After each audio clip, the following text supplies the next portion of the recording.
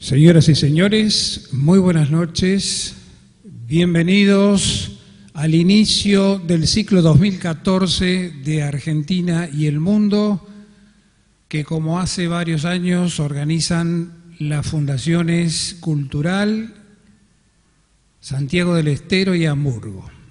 Esta noche nos place mucho recibir a los doctores Pedro Luis Barcia y Alieto Aldo Guadañi, quienes se van a referir al tema presente y futuro de la educación en la Argentina.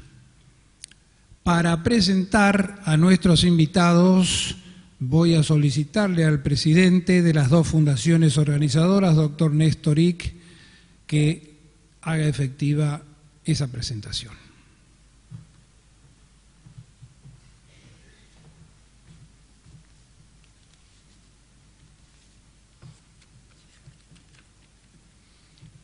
Muy buenas noches. Cuando analizamos los temas posibles para iniciar este nuevo ciclo 2014 de Argentina y el Mundo, y optamos por elegir la educación, lo hicimos entendiendo la necesidad imperiosa de potenciar en nuestra sociedad la conciencia que el mejoramiento de la formación educativa en las escuelas primarias y secundarias y en la universidad debe constituir una estable y duradera política de Estado, que supere las circunstancias propias de los gobiernos de turno, tal como acontece en la mayoría de los países más avanzados del mundo. Por lo demás, durante el desarrollo de este ciclo, iniciado hace más de una década, con el anhelo de acercar a los santiagueños el pensamiento de diversas personalidades de la cultura nacional, la educación fue varias veces motivo de conferencias que dictaron el especialista uruguayo Claudio Rama Vitali, el ex rector del Colegio Nacional de Buenos Aires, Horacio Sanguinetti, el profesor del IADE de la Universidad Austral, doctor Juan Yach, el profesor universitario, escritor y periodista, licenciado Fernando Iglesias, y el ex rector de la Facultad de Derecho de la Universidad Nacional de Buenos Aires, doctor Atilio Altelini. Ha pasado el tiempo y seguimos preocupados por la educación, por su presente y por su futuro. Resulta sin duda indispensable que Argentina cuente con una educación de alto nivel, privada y pública, pues ella crea la igualdad de oportunidades, esencial para que una sociedad libre sea también una sociedad equitativa, digna y genuinamente democrática. La vigencia de esta problemática es indudable, y es por eso que hoy hemos invitado a los doctores Alieto Aldo Guadañi y Pedro Luis Barcia, miembros de la Academia Nacional de Educación, para que desarrollen desde sus respectivas visiones cómo observan ellos la situación actual y la venidera. El doctor Guadañi es un economista que ha desempeñado cargos públicos muy importantes, está especializado en asuntos energéticos y en los últimos años se ha volcado con gran seriedad científica al estudio del deterioro educativo argentino. El doctor Barcia, que ya ocupó esta tribuna años atrás, entonces como presidente de la Academia Argentina de Letras, hoy lo hará como presidente de la Academia Nacional de Educación, lo que nos garantiza una vasta experiencia acumulada desde otra perspectiva. Quiero aprovechar esta ocasión para expresarle al doctor Barcia, de manera pública, el agradecimiento de la Fundación Cultural Santiago del Estero por haber dispuesto como presidente de la Academia de Letras el auspicio de la misma a nuestras colecciones editoriales sobre obras de Orestes Di Lulo, Bernardo Canal Feijó y Jorge Washington Ábalos. Finalmente, como prueba de nuestra preocupación por difundir nuestras raíces y nuestra literatura santiagueña, me complace informar que el próximo proyecto a desarrollar por la Fundación Cultural será la reedición de un libro agotado hace muchas décadas, que consiste en la obra monumental de los hermanos Emilio y Duncan Wagner, denominada La civilización chaco-santiagueña. Doctores Guadañi y Barcia, bienvenidos a nuestra provincia.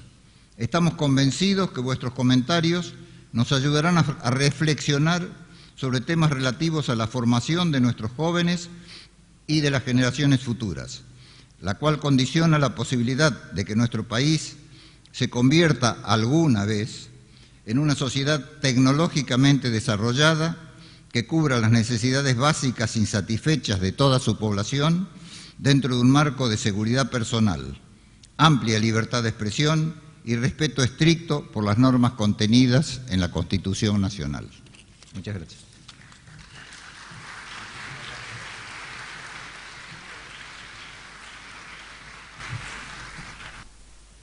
Bueno, buenas noches.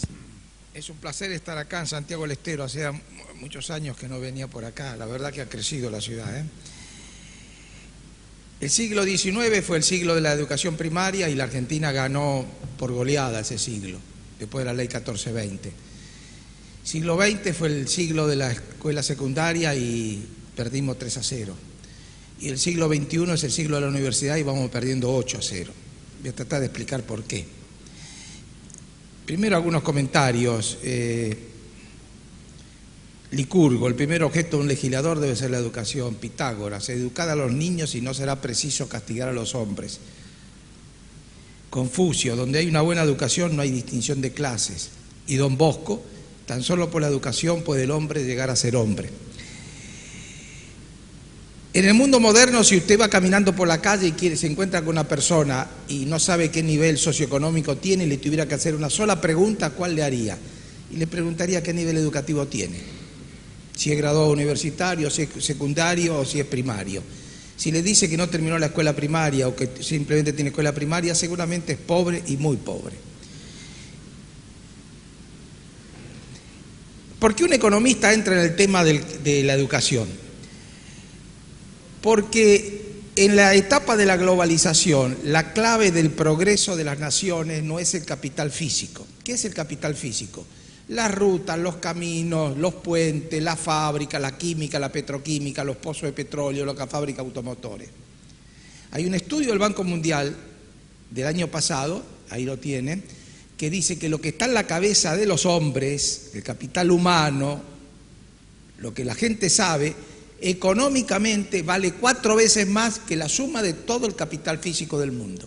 Porque la globalización es la etapa de la evolución humana del conocimiento, no de la tecnología primitiva. Por eso, aquellas naciones que no tengan buen sistema educativo, capaces de acumular capital humano sin discriminación de clases sociales, no tienen progreso. Si ustedes quieren saber dónde va a estar una nación en el año 2050, haga una sola pregunta. No se pregunte si Vaca Muerta tiene petróleo, no, eso no interesa. Pregunte una sola cosa: ¿cuánto saben hoy los chicos de 15 años? Y eso le va a decir dónde va a estar la nación en el 2050. Y eso es lo que nos preocupa. Hay un hecho, entremos ya en los números, hay un hecho nuevo en la historia argentina, que por primera vez desde la ley 1420, la matrícula estatal escolar cae. Fíjese que en la escuela primaria, entre el 96 y el 2003, la matrícula estatal creció en 233.000 alumnos. Señores, del 2003 al 2012 se fueron de las escuelas primarias estatales 333.000 y en Santiago del Estero se fueron 14.000. Ustedes tenían en las escuelas en el año 2003 133.000 alumnos y ahora tienen 119.000. Se fueron 14.000 de las escuelas estatales. Este es un fenómeno de todo el país y es la primera vez que ocurre. La gran pregunta es, ¿los chicos se van de las escuelas estatales a las públicas porque las privadas son mejores o porque las públicas los están expulsando?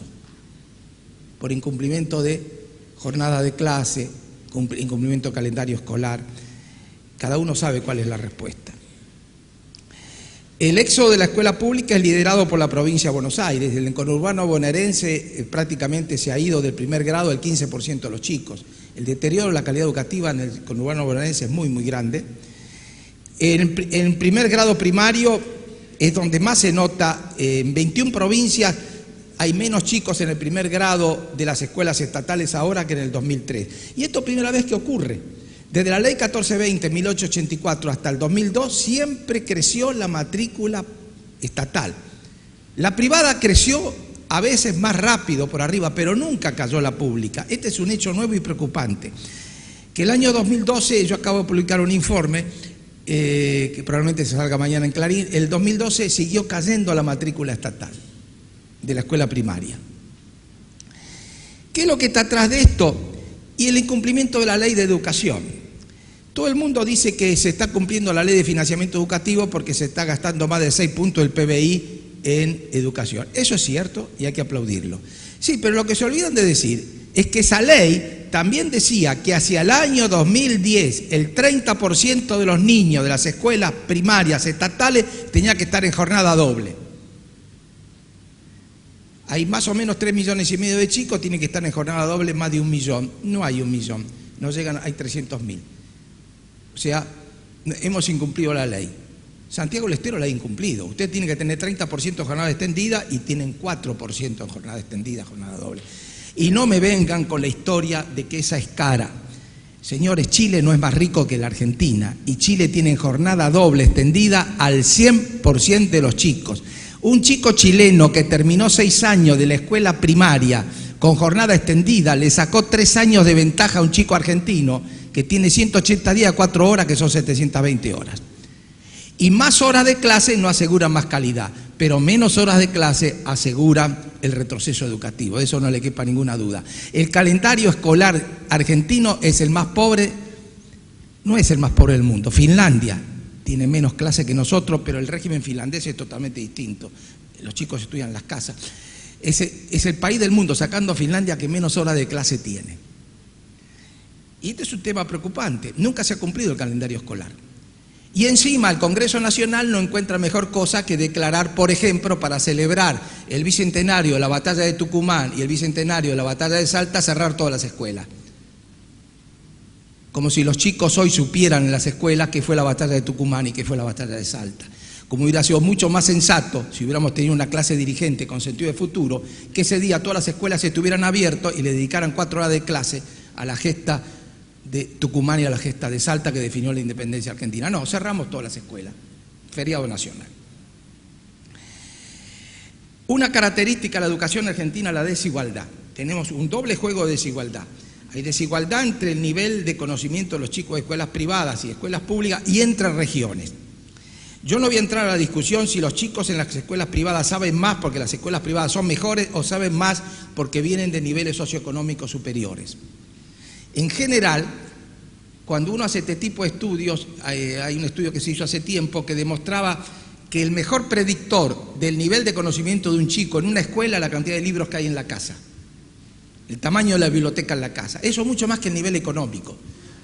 Puede ser una familia humilde pero educada, que tenga muchos libros. Esos chicos tienen mejor rendimiento que hijos de ricos que no le prestan atención. Pero veamos algunas cosas. Según la última evaluación que hay, hecha por el gobierno, matemáticas 6º grado de la escuela primaria, el 36% de los chicos en la Argentina no saben matemática. Pero en las escuelas privadas de la ciudad de Buenos Aires, Cava, apenas el 8% no sabe matemática. Pero en las escuelas estatales de la provincia de Santiago del Estero, el 49% no sabe matemática. En el Gran Buenos Aires el 51% no sabe y en Formosa tampoco sabe el 51% y en Catamarca el 49,7%. Esta es la clave de la desigualdad. Vuelvo a repetir, el 8% de los chicos que van a escuelas privadas de la capital federal no sabe matemática y el 50% que en el conurbano bonaerense, en Formosa, en Catamarca, en Santiago del Estero, en Corrientes, en La Rioja, no sabe matemática. Eso no es igualdad de oportunidades, son desigualdades muy, muy grandes. Debo decirle que ya no podemos saber más que desigualdad hay entre escuelas públicas y privadas, porque el gobierno ha terminado con la desigualdad. La forma de terminar con la desigualdad es que ya no se publican más los resultados. Hoy usted puede saber cuál es el nivel de conocimiento de los chicos de Santiago del Estero o lo de Catamarca, pero no lo puede tener distinguido por privadas y estatales porque el gobierno no publica más. El Ministerio de Educación, en las nuevas evaluaciones que hace, ya no publica más la información. En el orden latinoamericano, la última evaluación que hay es el 2006 y en matemática estamos atrás de Cuba, Uruguay, Nuevo León, que es México, Costa Rica y México, y de Chile. Estábamos en el lugar 7º. Les recuerdo a ustedes que Argentina, en todas las evaluaciones o en todos los estudios que había, por gran parte del siglo XX, lideraba la situación en América Latina. No se olviden ustedes que el nivel de analfabetismo en la República Argentina en 1920 era el más bajo de América Latina, salvo el de Uruguay. Uruguay siempre tuvo un nivel muy alto de analfabetismo. Pero había menos analfabetos en Argentina que en España, Portugal e Italia. Estoy hablando de 1920. O sea, es un país que perdió el liderazgo. No es un país que ha dejado de progresar, es un país que tuvo un liderazgo enorme en educación. ¿O ustedes creen que todos los chicos que en América Latina estudiaron con el Villiquen lo hacían de casualidad? El Villiquen era la expresión del liderazgo argentino en educación. Los que son jóvenes acá le van a tener que explicar qué era el Villiquen. En nivel secundario, ¿cuál es la novedad? En nivel secundario tenemos un problema que es la baja graduación en la escuela secundaria argentina. Hay 12 países latinos. Si yo le digo que hay más graduados secundarios en Noruega, en Canadá, en Japón, usted me dice, bueno, está bien, ¿cuál es el problema? Ya lo sabemos. Pero si yo le digo que hay más graduados secundarios en proporción a la población en... Ay, caramba, ¿dónde se me metió esto? En países como... Hay 12 países latinoamericanos que tienen mejor graduación que secundaria que la Argentina. Bolivia, Perú, Colombia, México. La graduación secundaria argentina es pobrísima. Es pobrísima. En tiempo y forma, menos del 50% se gradúan. Pero cuando uno dice que se gradúa el 50% de los chicos, está diciendo la mitad de la verdad. Porque del nivel socioeconómico alto se gradúa el 80% y del nivel socioeconómico bajo se gradúa el 20%. La característica de la educación argentina es la desigualdad. Bueno, ya vamos a recordar. En la escuela secundaria pasa lo mismo en materia a nivel de conocimiento. El 45% de los chicos en el último año de la escuela secundaria no sabe matemáticas, pero en las privadas de La Pampa es el 16,9% que no la sabe, y en las estatales de Catamarca no sabe el 80%, en La Rioja el 80%, en las estatales de Santiago del Estero, el último año de la secundaria no sabe matemática el 78% de los chicos. Estas son las evaluaciones del Ministerio de Educación. Este es un mapa de la desigualdad increíble, increíble, que cruza por nivel socioeconómico y por regiones. Una cosa es la Pampa húmeda, que lidera, o sea, Capital Federal, Santa Fe, Córdoba, Cuyo. Otra cosa es la Patagonia, que viene también atrás, con buen nivel en Río Negro, Chubut, y otra cosa es el NOA y el NEA, que vienen mal. NOA y NEA son las provincias con menor nivel educativo. Las franjas, las provincias del NOA y las provincias del NEA.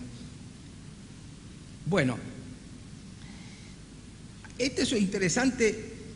Cuando uno hace un ejercicio, cuántos chicos hay en sexto grado primario, yo puedo decir que, por ejemplo, en sexto grado primario, en las estatales, compara a los chicos que se están graduando en el secundario con los que están en sexto grado primario. Muy bien, las estatales nos da 31 y las privadas nos da 60. Entonces, usar el promedio de graduación no tiene sentido, porque la graduación secundaria en las privadas es el doble o el triple que en las estatales. Hay dos sistemas, vuelvo a repetir, hay dos sistemas a dos velocidades totalmente distintos. Yo me tomé el trabajo de verificar de cuántos que habían entrado en el año 2001 a primer grado, en el 2012 se habían recibido en la escuela secundaria. ¿Y qué nos da? Que de cada 100 chicos que habían estado en el 2001 en la escuela primaria, en primer grado, en el 2012 habían terminado la secundaria el 25%. Pero en las privadas había terminado el 64%. Y en la provincia de Santiago del Estero, las cifras son más preocupantes, porque en Santiago del Estero, si usted hace esa cuenta, compara a los chicos que estaban en primer grado en el 2001 y los que se graduaron en el 2012, le da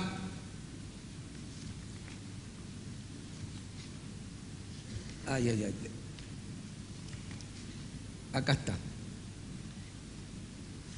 En Santiago del Estero, de cada 100 que estaban en primer grado en las escuelas privadas en 2001, se habían graduado el 93% en el 2011 y en las estatales el 16%. ¿Se dan cuenta lo que estoy diciendo, no? ¿Se dan cuenta? Es el mapa de la desigualdad, una sociedad fracturada. Vamos ahora a la prueba PISA. La prueba PISA se publicó, se tomó en el año 2012, se publicó el año pasado, en el mes de octubre. 65 países, la Argentina ocupa el lugar 59. Estamos atrás de Chile, atrás de México, atrás del Uruguay, atrás de Costa Rica, atrás de Brasil, y adelante de Colombia y adelante de Perú. Pero Colombia y Perú son países que vienen progresando, y Argentina en la prueba PISA es un país que viene retrocediendo. ¿Qué mide la prueba PISA? ¿Cuánto saben de lengua, ciencia y matemática los chicos de 15 años? Acá un funcionario, un alto funcionario público descalificó la prueba PISA porque dice que en la República Argentina se supone que es el año que están en tercer año del secundario, y dice que en la República Argentina hay muchos de 15 años que no están en tercer año. Bueno, ese es tu problema. Si un chico de 15 años está en sexto grado, ese es tu problema. ¿Cómo? Ese es tu problema. La prueba PISA no mide el nivel de chicos del tercer año secundario, sino chicos que están adolescentes de 15 años de edad. Y si un adolescente de 15 años está en cuarto o quinto o sexto grado, es un problema del sistema educativo, que no es un sistema eficaz. Bueno, ahí está. Esta es la prueba. En la prueba de matemática, el puesto nuestro es muy bajo, pero hay algo muy preocupante de la prueba PISA que le pido que le presten atención. La prueba PISA, los resultados, como siempre, se miden nivel bajo, nivel medio y nivel alto. Nivel bajo es que no sabe. En el mundo, el 23% de los niños no sabe matemática, de los adolescentes. Pero en Shanghái es el 3% que no sabe matemática, en Hong Kong el 8%, en Corea el 9%, en Japón el 11%, en Chile el 51%, en México el 54%, en Uruguay el 55%, en Costa Rica el 58%, en Brasil el 67% y en Argentina el 66%. O sea, 2 de cada 3 no sabe matemática. Y en China 4 de cada 100 no sabe matemática. Dígame, ¿quién va a progresar? ¿Qué nación va a progresar? En la etapa de la globalización, con los cambios tecnológicos, no se puede progresar si no hay capital humano en la población. Con la soja no se puede vivir solamente. Necesitamos, bueno, este es el punto central de la presentación. Estamos con 2 sistemas, y después tenemos todo el tema de calidad educativa, donde claramente la Argentina es un país muy interesante, porque es el único país del mundo que en su Ley Nacional de Educación prohíbe difundir los resultados. Artículo 97 de la ley, aprobada por amplia mayoría de nuestro Congreso, que dijo: no se pueden publicar los resultados de evaluación de calidad educativa por escuela para no estigmatizar a los alumnos. Como si los alumnos estuvieran estigmatizados porque se sabe el resultado. Los alumnos están estigmatizados cuando la educación es deficiente. Además, todos los sistemas de evaluación de calidad no es para puntualizar vos sos un burro, vos sos un burro, no, es para identificar el defecto y tratar de corregirlo. Entonces, si usted tiene la experiencia, y no miremos Finlandia ni Noruega, miremos Brasil. Brasil, cada escuela tiene un índice de desenvolvimiento de educación básica que se llama IDEB. Es una nota, escuela por escuela, que va cambiando año a año, porque ellos quieren tener en el 2020 la misma nota que los países avanzados. Entonces, cada escuela brasileña va teniendo la nota. Y hacen talleres, año a año, hacen talleres en las ciudades, en las localidades, para ver por qué una escuela progresa y otra no progresa. ¿Por qué una escuela en un barrio humilde mejoró y otra en el mismo barrio fue para atrás? Entonces no es un problema del barrio, es un problema, hay que ver. Esa es la idea de la evaluación. La evaluación no es para penalizar, ni para estigmatizar, ni para criticar, sino para corregir. Bueno, este es lo que hace Brasil. Chile tiene lo mismo, tiene un sistema el sistema de medición de resultados del aprendizaje, que se utiliza claramente. México tiene el programa Enlace. Cualquier padre de familia en México entra con la computadora, se tiene que estar identificado, sabe la nota del hijo en el grado, sabe la nota del grado en el colegio, sabe la nota del colegio en el barrio, sabe la nota del barrio en la localidad y sabe en la provincia y en todo el país. Todo el mundo sabe dónde está. Eso está prohibido por ley en Argentina. Artículo 97 de la Ley Nacional de Educación. ¿Quién está atrás de la ley? ¿Quién pidió esa ley? Yo tengo la impresión que las burocracias provinciales la deben haber pedido. Porque una cosa es que yo diga que el 90% de los chicos de tal provincia no sabe matemática y otra cosa que diga que de esa escuela no sabe matemática. Entonces, cuando usted difunde un resultado que el 80% no sabe matemática, muchos de los padres dicen, qué mal que están las otras escuelas. Entonces, esta vocación nuestra de ocultar la realidad, de romper el termómetro. Bueno, Colombia tiene el Saber Pro, las pruebas que hacen en tercero, quinto, 9 y 11º grado. Todos los países tienen este sistema. Y ahora, para ir terminando, porque ya no me queda mucho tiempo, ¿no? No, lo tiene usted bien, 10 minutos todavía usted. Bueno, si quiere. Vamos a hablar de la universidad. Si no, démelos a mí. Bueno, muy bien, yo se lo dejo. Vamos a hablar de la universidad, estimado presidente. Lo que uno ve, el mismo fenómeno de crecimiento de la educación privada, con retroceso de la pública, no se vive en la universidad. Lo que ha progresado desde el 2003 para acá es la universidad privada. La matrícula de la universidad privada se expandió un 93%, mientras que la matrícula de la universidad estatal se expandió apenas el 24%. O sea, este periodo es el periodo del avance de la educación privada en toda la Argentina, en todos los niveles, inicial, primario, secundario menos y terciario. Pero en el caso de la universidad no retrocedió la estatal, sino que creció menos, pero creció. El principal problema que tienen las universidades estatales es uno muy simple, que no tienen graduados. La Universidad Argentina se caracteriza por tener muchos estudiantes y pocos graduados. Acá hay universidades, la Universidad de Formosa, la Universidad de Jujuy, de cada 100 que ingresan, en Jujuy se gradúan 7. ¿Saben lo que cuesta? De que cada 100 se gradúan 7. En 3 de febrero de cada 100 se gradúan 10. ¿Quiénes lideran la graduación? La Matanza, Rosario, Loma de Zamora, Cuyo, el Centro y General Sarmiento, con graduaciones de 40 a 50%. Pero en promedio, de cada 100 estudiantes que ingresan a la universidad, se gradúan 27 en las universidades estatales. Por eso la Argentina tiene muchos estudiantes y no tiene graduados. Y esto tiene que ver con el bajo rendimiento. El 73% de los estudiantes de la Universidad de Jujuy el año pasado habían dado una sola materia. Y en Salta el 61, en Misiones el 58, en Patagonia el 57.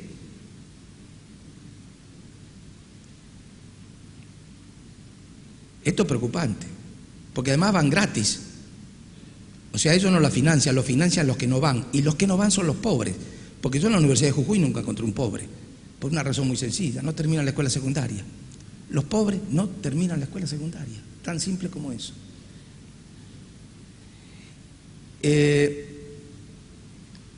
Y esto lleva el costo, por ejemplo, la Patagonia Austral, un graduado universitario costó, según el presupuesto, $426.000.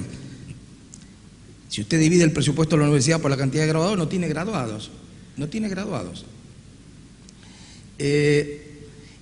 Este probablemente sea el cuadro más importante de todo, y yo lo voy a explicar, a ver si lo pueden.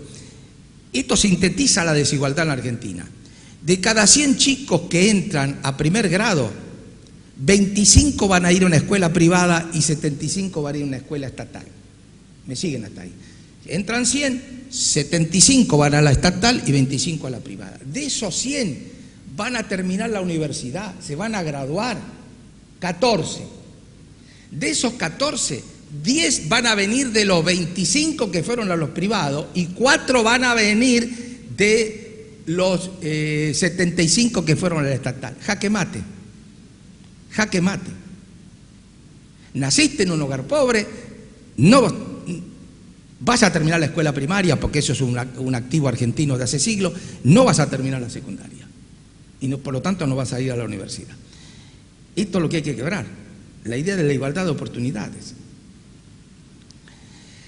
Si hay un gasto progresivo, ¿qué es un gasto progresivo del punto de vista? Y ahora hablo como economista. ¿Qué es un gasto progresivo? Un gasto progresivo del gobierno es cuando beneficia más a los pobres que a los ricos. Si acá hay un gasto progresivo que beneficia más a los pobres, es el gasto en educación. O sea, el 20% más pobre recibe el 30% del gasto en educación y el 20% más rico recibe el 11%. O sea, el gran beneficio. En la universidad es al revés. En la universidad el 20% más rico es el que recibe los beneficios del gasto público en la universidad, porque no hay pobres en la universidad, tan simple. Entonces, fíjese, este es importantísimo.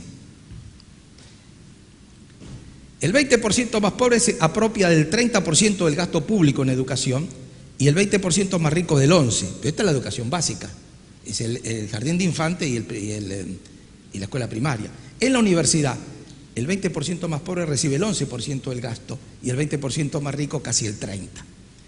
Esto para tener claro qué significa. No todo el gasto en educación tiene el mismo carácter social.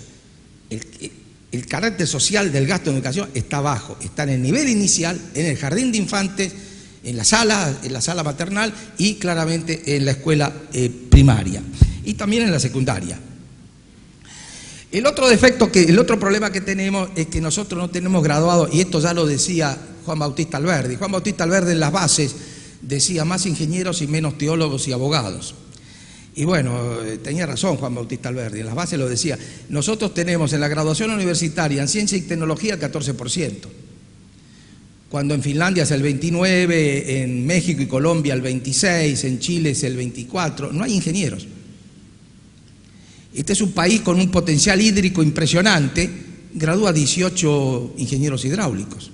Nuestro país gradúa 9 ingenieros nucleares, 9, no 9.000, 20.000 abogados y 30.000 economistas.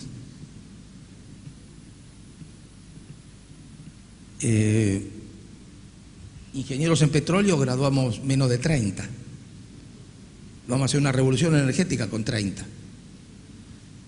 No tenemos, la universidad está anclada en el siglo XIX, no está anclada en el siglo XXI. La ciencia y la tecnología no ocupa un papel importante. Y esto tiene mucho que ver con el deterioro en el nivel medio de las ciencias básicas y de matemática.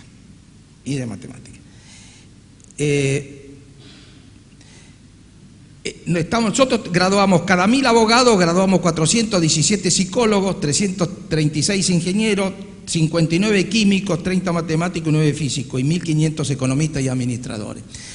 Yo el problema que tengo no es que crea que haya demasiados abogados y demasiados economistas, no, ese no es el problema es que hay pocos científicos y tecnólogos, ese es el problema, no es que sobren algunos, sino que faltan del otro lado.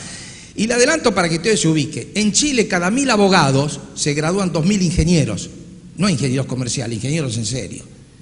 En Argentina cada 1.000 abogados se gradúan 336 ingenieros. Yo le hago la siguiente pregunta: ¿dónde va a haber inversiones industriales? ¿Donde hay muchos abogados o donde hay muchos ingenieros?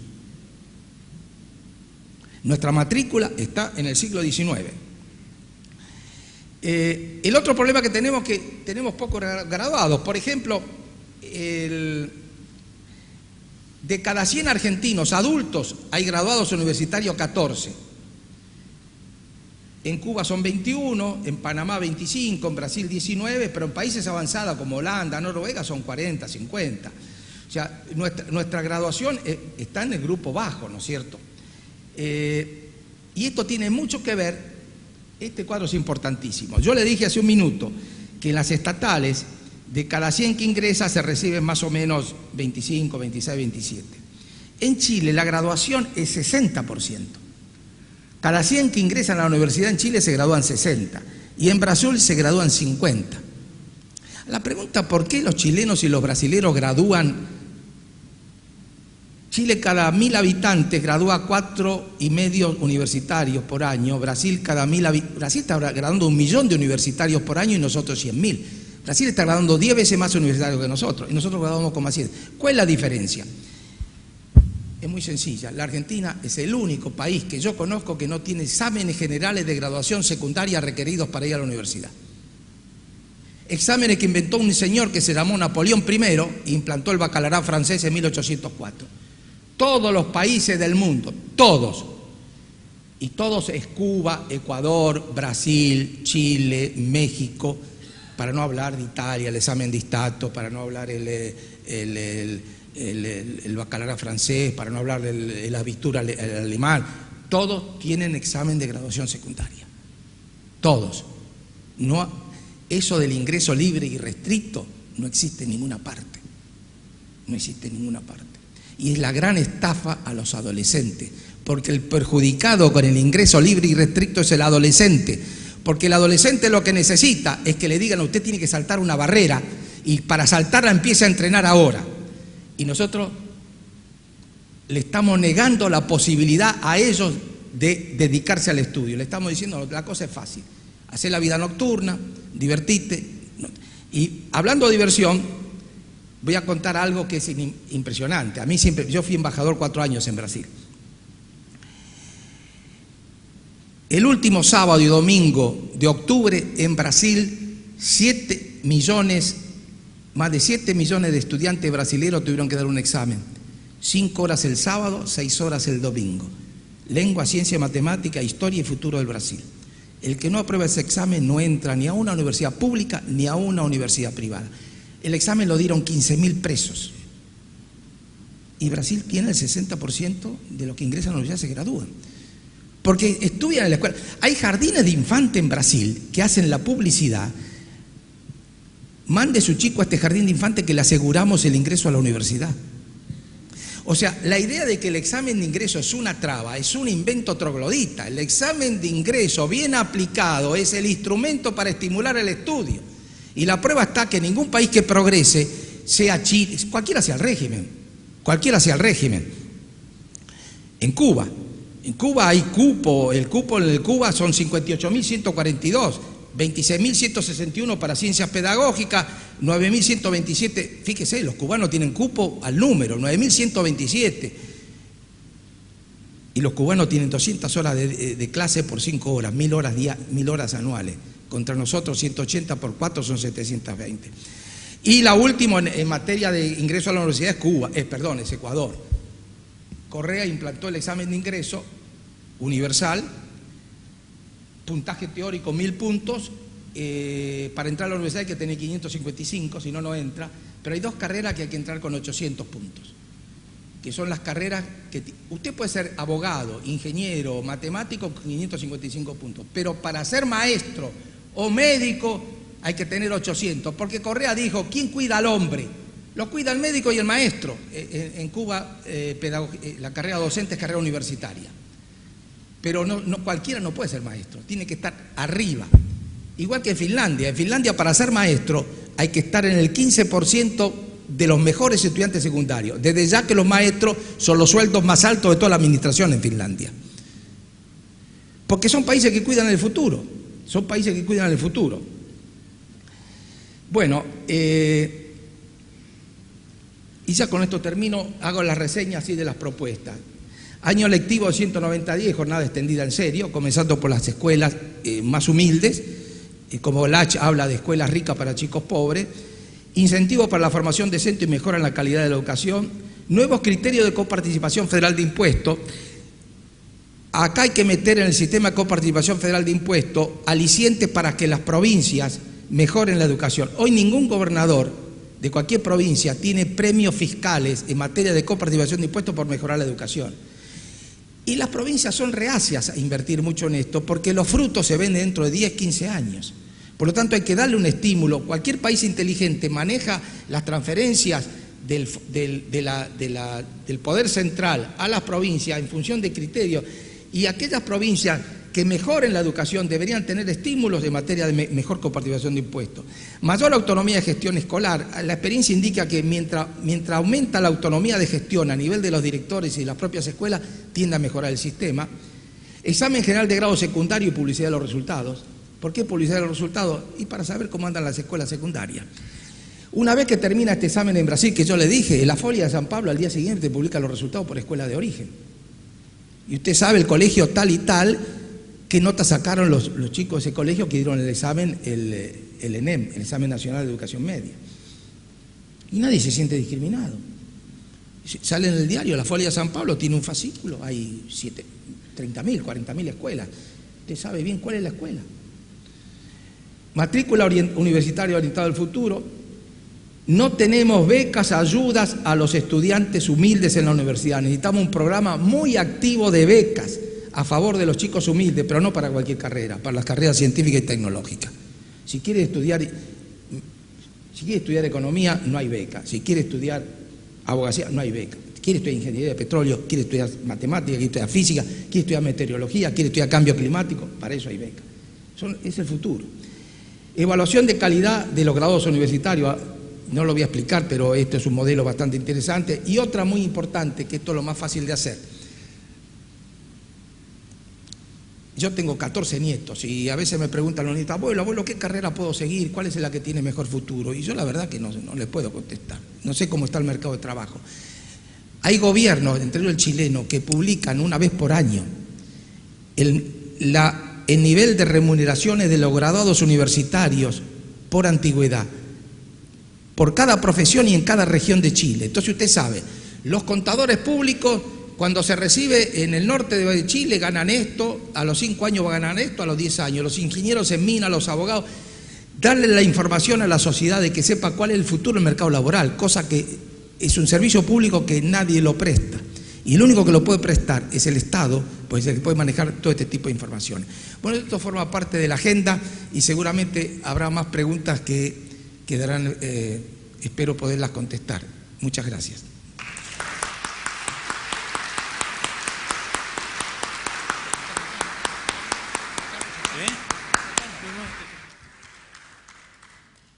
Hola, buenas noches a todos. En nombre de la Academia Nacional de Educación y en el propio de ambos, queremos agradecerle a las dos fundaciones que han hecho posible nuestra presencia ante ustedes en el día de hoy. Coincidentemente, parece que el doctor Hick prevé todo, coincidentemente con el mes del aniversario de los 30 años de la Academia Nacional de Educación. La primera salida al interior que hacemos como academia es esta. De modo que yo hago votos, gracias en nombre de la academia y de las fundaciones. Yo hago votos para que este sea el comienzo de la real federalización de la Academia Nacional de Educación, que solamente tiene 4 representantes en provincias cuando tendría que tener 23. Entonces, este proceso que empezamos, acompañado por el académico Guadani, esperemos que tenga sus frutos. En abril del 84 se fundó la Academia Nacional de Educación, que entonces no era nacional, era una asociación privada. Una mujer y 5 hombres. Las muchachas dirán siempre la misma de proporción. No, una sola mujer es necesaria para fundar la escuela, la academia, y 5 hombres para poder completarla. De modo que esta es la relación que establecemos entre mujeres y hombres.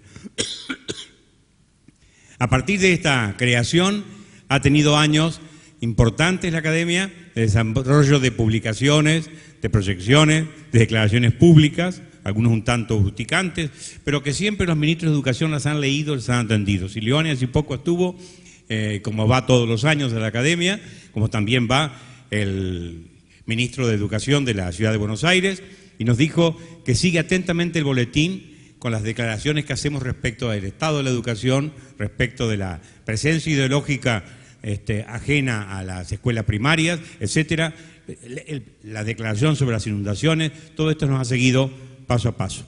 De modo entonces que nuestro lema en la Academia de Educación, que es pensar y repensar la educación argentina, nos trae en esta oportunidad a esta ciudad madre de ciudades, y aunque las bodas nuestras son de porcelana, la gente no suele saber más que las bodas de plata, de rubí, de oro, pero las de 30 años son de porcelana. Usted dirá un poco endeble la porcelana, pero es muy maleable para ser decorada, pintada, y no hay que desanimarse porque las porcelanas chinas tienen 300 años de vida o más, de modo que aspiramos a tener la vida de las porcelanas chinas por lo menos. Muchísimas gracias a ustedes. Para tratar estos problemas que ha planteado el doctor Guadani, esta situación en que estamos, la Academia Argentina Nacional de Letras invitó el 5 de noviembre de 2012 a todos los partidos políticos de la Argentina. Suscribí una nota con este epígrafe: el diálogo es base de la democracia, de John Dewey, el famoso pedagogo norteamericano. Cursamos, acá tengo el texto, cursamos a todos los partidos políticos, les cursamos también una tentativa oferta de temas por tratar, algunas preguntas concretas. El único partido que nos contestó fue el Partido Radical. Ninguno de los otros partidos argentinos contestó a la consulta de la Academia de Educación. Lo invitamos a nuestro seno para que públicamente, frente a los argentinos, dijeran cuáles eran sus previsiones, sus estimaciones, sus valoraciones de la educación argentina. Esto revela, de alguna manera, desatención. de los políticos, de los partidos políticos por la realidad. Ahora, todo el mundo, cuando aparecen las pruebas PISA, se hace voces diciendo y declarando contra el gobierno, pero cuando uno los convoca a nuestro seno, no vienen. Esta es la realidad. Es duro decirlo, pero hay que decirlo. Vamos a insistir cuando estemos próximos al año electoral, porque posiblemente aparezcan sí los partidos políticos a opinar. Claro que ya no va a ser como en la época que yo era muchacho, usted dirá, compañero de Juan Larrea y de Juan José Paso, ¿cierto? En esa época los partidos te entregaban un librito, que era la plataforma partidaria, donde vos tenías todas las posiciones del partido sobre todos los temas fundamentales del país. Y podíamos hacer en el colegio estudios comparativos de plataforma a plataforma política. Esto ya no existe porque la acomodación de los tiempos y lo vertiginoso de las campañas lleva a que esto se vaya acomodando según vengan los melones en el carro. Por eso quisiéramos insistir nuevamente y vamos a tener que ser un poco más aguerridos para tener la voz de los partidos políticos en el seno de la academia. El diagnóstico que acaba de presentar el compañero, vamos a ser peronistas, el compañero Guadani, ¿cierto? Es lamentable, es de una enorme gravedad. Y no podemos decir, en este caso, que se debe a lo que llamaba en esa época Perón, la sinarquía internacional que está confabulando contra la Argentina, o la conspiración que los argentinos somos de teoría de conspiración de bolsillo, que conspiran contra nosotros, o los poderes internacionales, o manipulación mediática. No hay forma de sostener esto, porque tres son las fuentes, aunque ha manejado básicamente una de ellas, Guadani, tres son las fuentes de información objetiva. Los informes de la UNESCO, que son consonantes con los de PISA y anteriores, los de PISA y desde el propio Ministerio de Educación. El Ministerio de Educación argentino, gracias a Dios, no ha padecido INDEC. Es decir, las cifras que nos ofrece son reales y hay que reconocerle esto a este ministerio, a estos ministerios. Ahora, hay una técnica que es esta. Cuando yo asumo el Ministerio de Educación, lo primero que hago es publicar el estado del diagnóstico de lo que recibo, para mostrar la barbaridad de carencias con que tengo que enfrentarme. Pasados 3 años de gobierno, no se publican los diagnósticos que se siguen haciendo en las encuestas porque van mostrando de qué manera ha sido poco operativo el gobierno. Esto no es de este gobierno, de todos los gobiernos es un procedimiento. Estamos esperando que ansiosamente, me acuerdo que cuando Guadani llegaba a la academia decía, parece que la semana que viene van a salir los datos del año 11 y estábamos en el 13, ¿no? Claro, evidentemente este temor al diagnóstico, pese a que los argentinos por tendencia natural somos especialistas en diagnósticos y muy malos terapeutas, somos cartógrafos de alta mar, pero malos capitanes de tormenta. De cualquier manera, tenemos estas 3 bases que son fundamentales y no podemos decir que son ajenas al objetivo, al contrario. La otra advertencia que ya la deslizó el colega Guadani es el hecho de que todo lo que se planificó hasta el año 10, en los últimos años de gobierno, no se ha podido cumplir casi ni la mitad. El planteo del nuevo plan de gobierno de educación, con las políticas educativas del 2002 al 2016, vuelve a partir prácticamente de lo que en el 2005 se dijo. ¿Por qué? Porque nos falta todavía mucho por hacer. No hay que crucificar a los gobiernos porque los gobiernos, sobre todo los ministerios de educación nacionales, no son culpables de todo, por supuesto. Son los que tienen que poner el rostro. Son posiblemente los que no han tomado en su oportunidad algunas políticas, pero no es fácil hacerlo. Ahora, es muy interesante el fenómeno que se da en la Argentina. Todo el mundo golpea a Sileoni y de esa manera se oculta que la responsabilidad de los ministros de provincia es más importante que la de Sileoni. Y desde el punto de vista estratégico, es importante golpearlo a Sileoni porque parece que fue la responsabilidad de un ministro que no tiene escuelas, que preside simplemente el Consejo Federal de Educación. Pero bueno, esto para comenzar la consideración con otro agregado. Nuestra legislación argentina es avanzada. Ya se ha señalado aquí que el aporte del Producto básico es altísimo y la dificultad está en establecer por qué con este producto, con este 6,4% de asignado al presupuesto de educación, no se ha mejorado la cosa. Aquí es muy compleja la realidad, pero vamos a considerar varios aspectos que influyen en esta limitación. Pero lo cierto es que nuestras leyes son de buena intención, son de manifestación de proyectos interesantes, 180 días de clase, obligatoriedad del secundario, este 6,4% de producto otorgado a la educación. Ahora, ¿qué pasa? Padecen todas las leyes de educación últimas, padecen, no de este gobierno, los anteriores también, de una especie de voluntarismo ingenuo, pensando que porque está en la ley, la realidad se va a plegar a ella. No deja de ser una ingenuidad ideológica, pensando que la realidad, que es una señora, y por lo tanto hay que cercarla, abordarla con cuidado, no avasallarla, tenerla muy en cuenta para ser realistas políticamente, esta señora no se deja seducir con facilidad. De modo que estos enunciados notables de las leyes tienen dos características. Primero, después no se ven aplicados en la realidad, y segundo, no tienen casi penalización si se incumple. Es grave esto.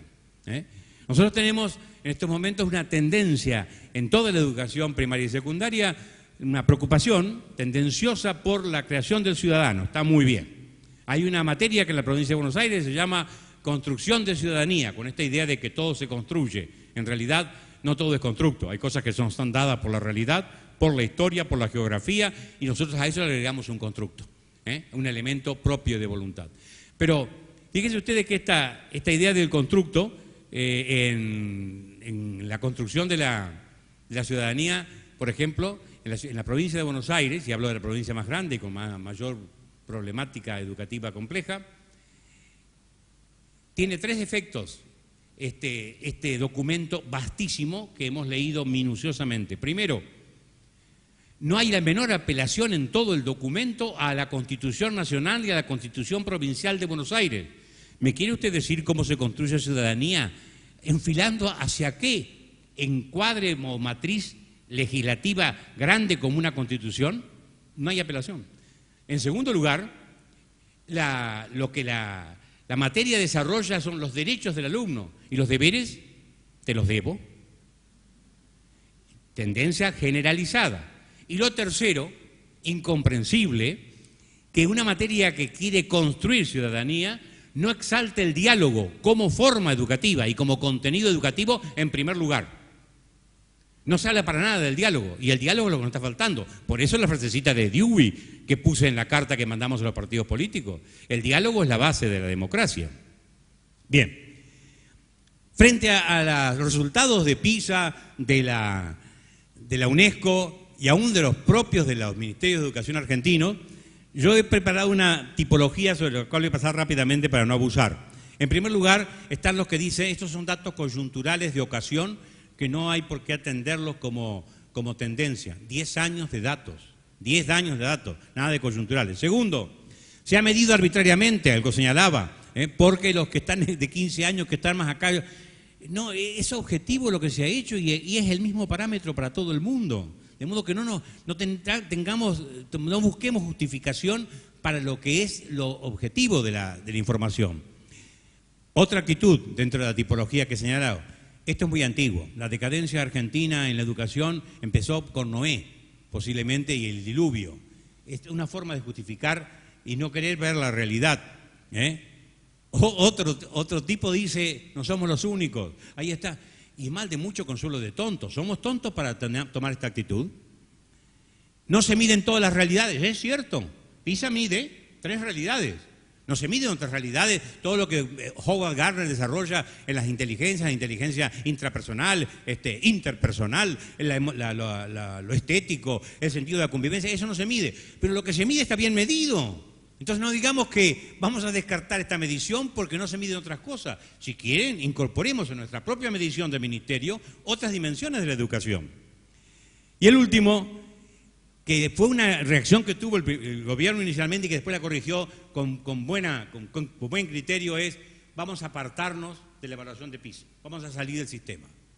Entonces yo le recordé al ministro de turno, le dije, recuerda la fabulita del español, arrojar la cara importa, que el espejo no hay por qué. Si el espejo le está mostrando lo que usted es, no rompa el espejo. Si no va a ser como aquel paisano que se encontró un día, venía por la calle y nunca había visto un espejo, se encontró un objeto en el suelo, levantó y miró y dice, ¿qué porfiero te habrán tirado? Y lo tiró. Estaba mostrando su propia realidad. Entonces, esta exposición va a tener dos partes. La primera es pesadísima, la segunda es imposible que sea tan pesada como la primera, de modo que sea un poco más aligerada. La primera parte se va a referir a cómo llegamos a esta realidad. Para decirlo con un proverbio español, estos lodos vienen de los polvos que voy a señalar yo. Esta realidad que tenemos ahora. Es un proceso de 30 años. Por eso cuidado con adjudicar a un solo gobierno esta realidad. Proceso de 30 años por lo menos. La segunda parte es encauzar algunas de las soluciones o sugerencias posibles para salir de esta situación en que estamos. Lo primero que tenemos que señalar es que en los años 70 se nos presenta culturalmente una fuerte tendencia, un paradigma nuevo en el campo de la cultura, que es el paradigma de la posmodernidad. La posmodernidad no puede ser condenada a globo diciendo que es desastrosa. No, trajo cantidad de beneficios que han perdurado, pero la posmodernidad, no nos engañemos, no triunfó en la pelea. La modernidad sigue vigente, no la derrocó. Pero bueno, más allá de las cosas que aportó, nos dejó algún sedimento lamentable, que yo siempre lo comparo con aquella fábula en los muchachos sobre todo, pero además en toda la sociedad. Pero en los muchachos es grave porque el sedimento es nocivo. ¿Recuerdan la fábula de Esopo, donde un hombre viene con dos alforjas, acá lleva en adelante los vicios, las virtudes y atrás los vicios? Y cada vez que camina, mira, está lleno de virtudes, no ve los vicios que tiene. Entonces, ¿cuál es la actitud? Es pasar las dos cosas adelante y ver vicios y virtudes y verlo equilibrado. ¿El chico con qué vive? Con una mochila a la espalda, no ve lo que tiene. Por experiencia, yo lo que hablo acá, no lo hablo por bibliografía, sino por experiencia de aula, más de 40 años en secundario, ¿cierto? He dado clases en primario, en jardín de infantes y demás, y sigo yendo al jardín para atender las necesidades de mis nietos. Después les cuento la anécdota de cómo me colocó una nieta.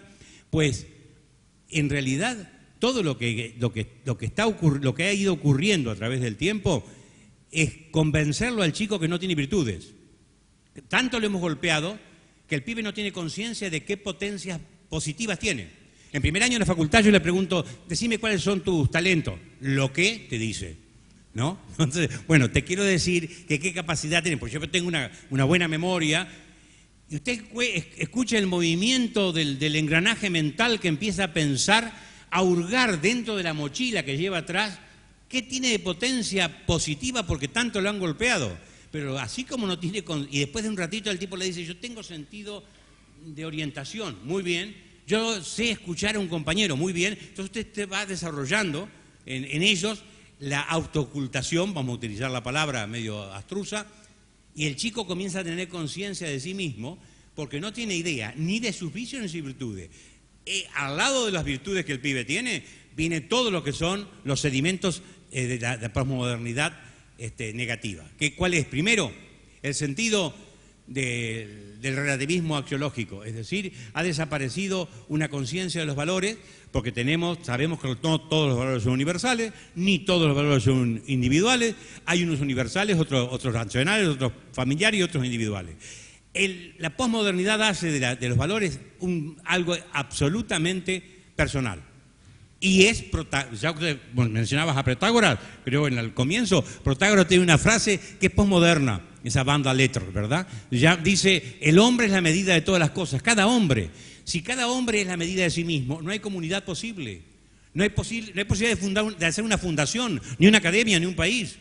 Y esto va corroyendo la concepción del chico de que lo que a él le interesa y le vale es lo que importa y usted tiene que respetarlo.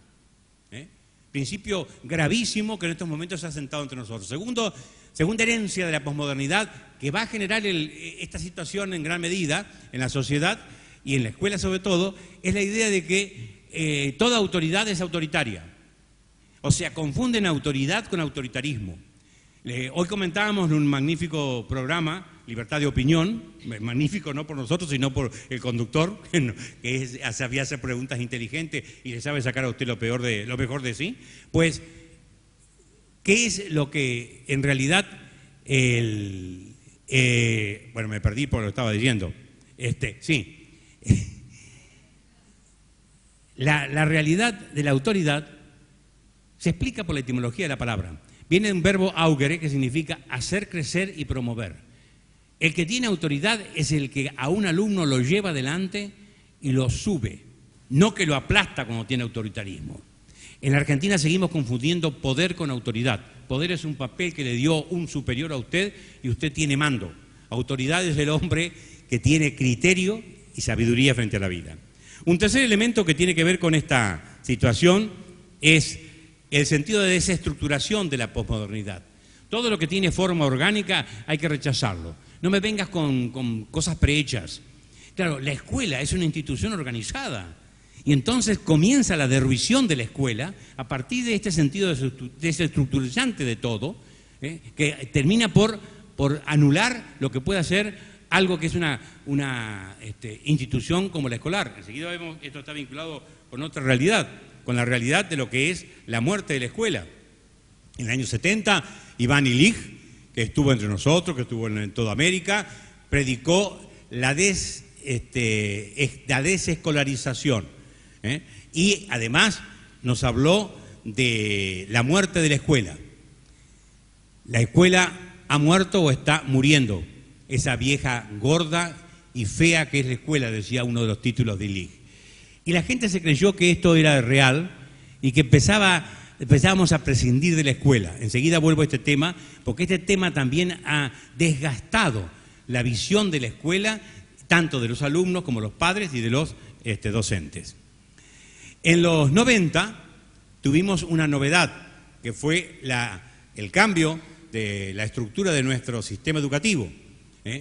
Empezó el ministro Rodríguez y siguió la ministra de CIBE con el cambio de primario y secundario por EGB y polimodal. La ciudad de Buenos Aires no cambió. La ciudad de Buenos Aires mantuvo, ahí viene el resultado, mantuvo la estructura, en medio de todos los cambios de ese momento, mantuvo la estructura del primario y secundario. Quebremos una caña a favor del que era ministro de Educación, Filmus, que después era nacional, en ese momento de la ciudad. Él no aceptó el cambio y avanzó. La reforma de DECIBE tuvo dos limitaciones grandes y que es penoso porque no se vieron en su momento. Primero, que no es una reforma generada con estudio del contexto argentino y a partir de nuestra propia experiencia, sino que es trasplantada de España. La LOCSE española fue trasplantada a nuestro país. Y a partir de ahí comienza la reestructuración de la escuela argentina. O sea, que aquello que Finlandia dice en todo momento, no tomen como modelo lo que nosotros decimos, sino ideas y sugerencias, pero a partir del contexto de ustedes, aquí no lo vimos. Adoptamos ciegamente esto. La segunda limitación de reforma de CIBE fue el no evaluar durante 10 años cómo avanzaba la realidad. Debo decir en favor de CIBE, porque todos los docentes nos pusimos el saco de la reforma, fue el último momento en que toda la docencia argentina se calzó el saco de la reforma, trabajó, estudió, leyó y se esforzó para hacer realidad el proyecto. Esto es cierto, nadie se oponía, se habla de la Ciudad de Buenos Aires con su decisión, el resto, pero pusimos el alma en esto. Yo organicé un curso para directivos donde pasaron 700 directivos y les enseñé a hacer, porque lo hice personalmente, el proyecto educativo institucional que en ese momento los colegios no tenían. Y aquí cada cual empezó a tomar conciencia de su realidad propia escolar. Ahí hicimos una serie de innovaciones a partir de la sugerencia de CIBE. Nunca como en esa época se distribuyó tanta bibliografía actualizada. Y otras cosas positivas, pero lamentablemente los dos errores, el de base, de trasplantar, no una cultura de cultivo, trayendo la semilla y aporcando tierra nuestra y el riego personal, sino de trasplante total, y la falta de evaluación llevó al muere el proyecto. Ahí ocurrió en la época de DECIBE otra realidad, y es que se crearon los institutos de formación docente. Yo los creía en la provincia, en la ciudad de Buenos Aires, perdón, en la provincia de Buenos Aires. En La Plata organicé 3. No, yo no era miembro del gobierno, sino que me convocó el gobierno como entendido en la cosa para este trabajo. Ahora, ¿qué pasó con estos institutos? Crecieron como hongos. En estos momentos el país tiene 2.600 institutos de formación docente. Francia tiene 30. ¿Me quiere decir cómo consigue usted especialistas para 2.600 especialistas de relieve, de nivel, para formar nuestros docentes en 2.600? ¿Sabe cuántos especialistas se necesitan? Calculando más o menos 20 por instituto con 4 años de duración, 54.000 especialistas. ¿Lo tenemos? No. Ahora, meta usted mano en la reforma, este es el problema que se va a dar, cuando el Instituto Nacional de Formación Docente, magnífica idea de la Ley de Educación Nacional, por la cual bregó la Academia de Educación y se colocó y está funcionando, cuando se enfrenta con estos 2.600, los otros días estuvo la directora del instituto en la academia y nos decía, tenemos, perdón, estoy exagerando, 1.260, no 2.600, 1.260, que también es un número interesante frente a los 30 franceses, ¿no? ¿Cuál es la realidad que tienen? Tienen 1.000 títulos diferentes. Tienen 1.200 programas diferentes. ¿Cómo se unifica todo eso? Donde usted toca esto, que en gran parte es un negocio privado, toca una llaga que produce una reacción y enseguida tiene todo un movimiento adverso a la modificación. El riesgo es, ¿qué se hace para solucionar esta situación que en estos momentos ha atomizado la educación argentina? Entonces, ¿qué pasa con los institutos de formación docente? Yo seguí los 3 que fundé, ¿no? Pero ya empezó mal la cosa, porque fíjese, voy a hablar un poco de lo personal, porque es lo que conozco y tengo más cerca, mi yo, ¿verdad? Como se haga en IB. Yo observaba por año 90 clases. Era profesor de lengua y literatura y de didáctica de lengua y literatura. 90 horas de clases por año. Y los colegas de mi instituto, del 18 de La Plata, observaban 3 o 4 porque, claro, había que pagar taxi, había que moverse mucho y ir acá. Entonces llegamos a la reunión y yo venía con mis 90 fojas de observación. Ellas 3 colegas votaban que en el acta no figurara el número de observaciones hechas. Eran 3 frente a 1, estamos democráticamente disponiendo la cosa. Y se disponía que no figurara el número de las observaciones hechas, con lo cual estaban trampeando al gobierno y yo, cuando le contaba a mi mujer me miraba con consideración, diría yo, ¿no? Por decirlo menos. Había ya una trampa ahí. Yo pongo una obligación, tal vez sea un poquito detallista en esto, pero quiero decir que lo que quiero mostrar es que yo estoy en la realidad educativa. Yo no estoy hablando desde afuera. Yo pongo una exigencia de una prueba de ortografía y una prueba de fonética. Entonces, el que tenía problemas ortográficos en la prueba, le dábamos un manualito fabricado por un grupo de profesores para autocorrección ortográfica y dentro de 6 meses le tomábamos otra evaluación a ver cómo había mejorado. Para la fonética teníamos que detectar, no podíamos hacer nosotros nada porque no somos foniatras. Entonces, detectamos al que tenía dificultades de dicción.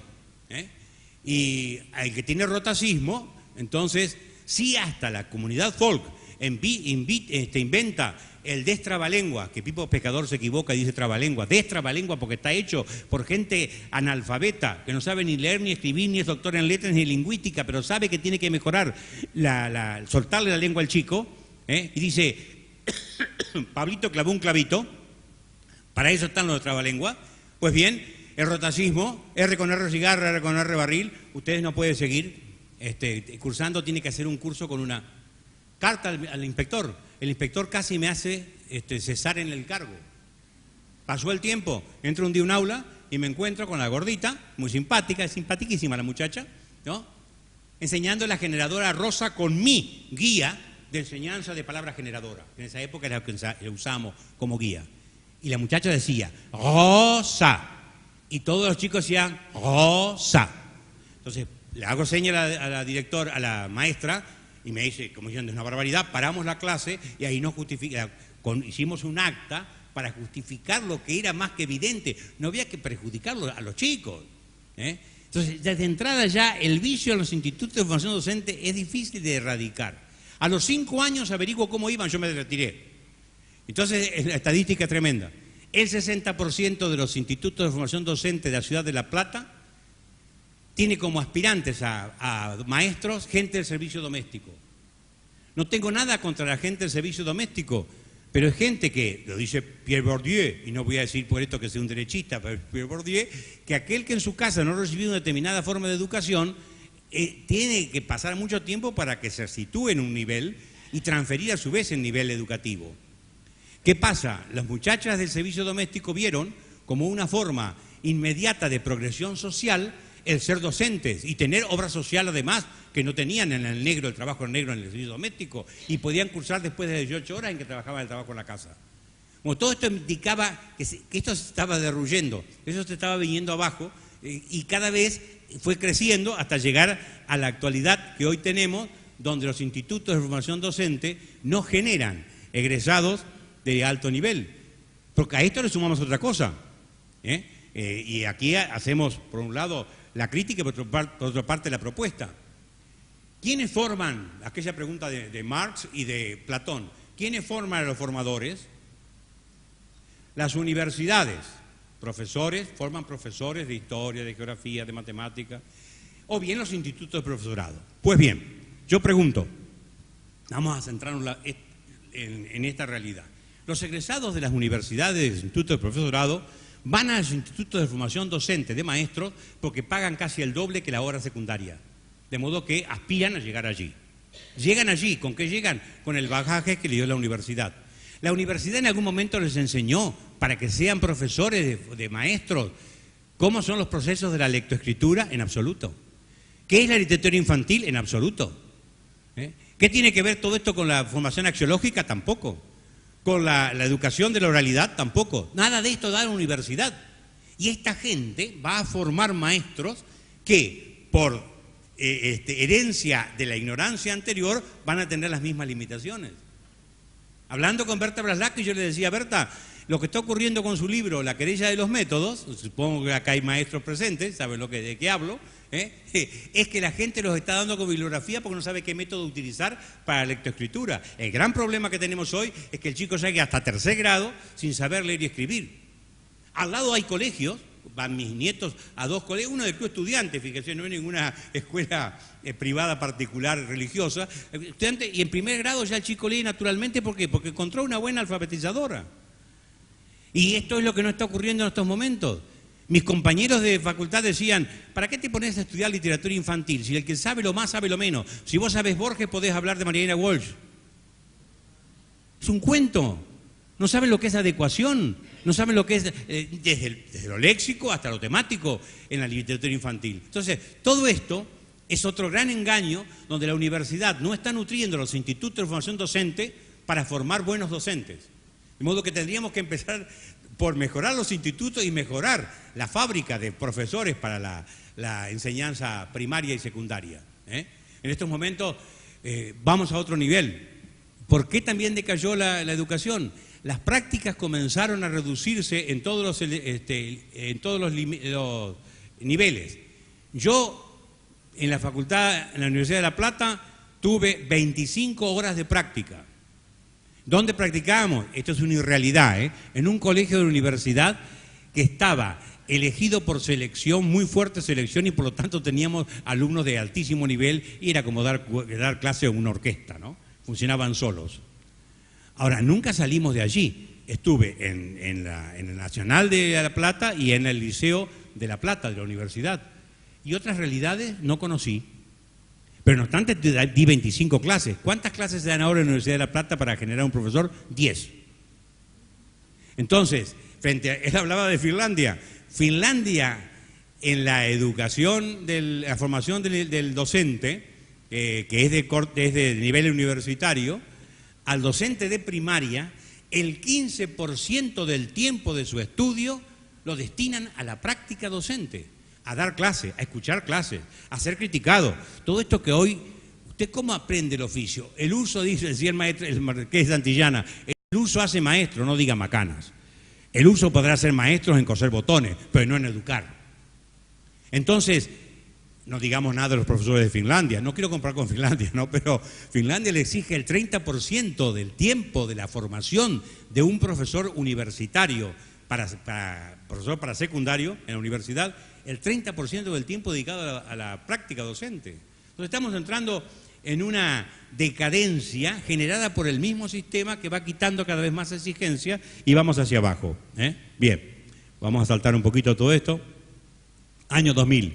2001 se abate sobre la Argentina el problema económico. Este problema económico genera una primera reacción, lo que yo llamo la pauperización del docente. El docente pasa a tener un sueldo miserable y ya no poder vivir del sueldo. No es cierto que el docente en la Argentina tuvo siempre malos sueldos, no es cierto. Yo tuve 4 hijos y que compramos auto y un departamento y después una casa con sueldo docente. Me tocó otra época. Pero a partir del 2001 la pauperización del sueldo docente fue notable y no se hizo desde entonces hasta hoy nada por recuperarlo. Después se generan problemas. La pauperización del sueldo docente lleva a varias conclusiones. Primera conclusión, lleva a que se hagan huelgas exigiendo un pago justo. Después vemos lo de la huelga en todo caso. Muy bien, los gobiernos no se han preocupado por nivelar los sueldos docentes, sino que tratan siempre en la coyuntura de salvar la situación, con una oferta para que comiencen las clases y se largue se solucione la cuestión. Y el año que viene no se vuelve a pensar en que tenemos que solucionar esto de alguna manera, en absoluto. Los sueldos siguen bajos. Ahora, el docente es sujeto a esta extorsión.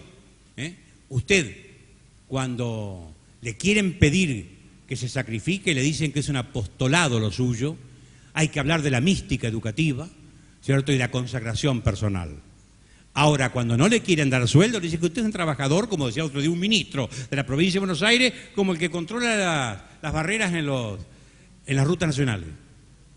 Esta es la ambigüedad con que nos tratan los docentes. Bien, la segunda reacción que produce la pauperización es que el docente comienza a ir a una y otro lugar a trabajar en distintas cosas, a veces en doble turno y a veces a obtener otro trabajo, segundo trabajo. Por lo tanto, desatiende el primero. Baja el nivel. Las madres que antes no salían a trabajar, tienen que salir a trabajar porque no les alcanza el dinero. Y las madres desatienden a sus hijos en la revisión de los tabores en la casa, en la supervisión de cómo está en el colegio y la presencia de la madre en el colegio. Hoy las madres no van a los colegios, no hay sociedades cooperadoras en ningún colegio prácticamente porque las madres no quieren asistir o no pueden asistir. Entonces, esa deserción de las madres genera una situación realmente grave.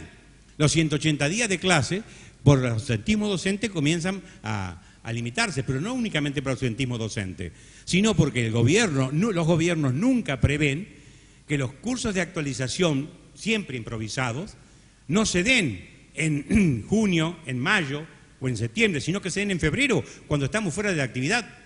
Ahí tenemos un mes entero para actualizar a los docentes, ¿por qué no lo utilizamos? Entonces los dejamos de lado. Esto es desgraciado porque además todos conocemos. Pero lo digo porque si la provincia de Buenos Aires ocurre esto, supongo que en otras provincias ocurre. Desconozco con prolijidad la situación de Santiago del Estero. Pero la improvisación de los gobiernos de la provincia de Buenos Aires sobre las jornadas de perfeccionamiento son vergonzosas. En primer lugar, se dan órdenes por teléfono, porque si se manda un fax o un correo electrónico queda prueba de esa improvisación. ¿Qué significa para los inspectores de la provincia de Buenos Aires la palabra creatividad? Lo que hay que sacar del maestro cuando no se planificó absolutamente nada o no hay plata para el proyecto. A esto se reduce la creatividad y a eso apelan los inspectores, los supervisores y los directores. Los directores y supervisores que están a su vez castigados por el sistema, porque no han sido promovidos debidamente y no tienen una adecuación del caso. Bien, junto a esta realidad económica, nos encontramos que en el mismo 2000 y pico hace su entrada la galaxia Fleming. Yo la llamo así porque es el primero que hizo un chip pequeño, en vez de galaxia Marconi, como decía McLuhan. Frente a la galaxia Gutenberg, la galaxia Fleming.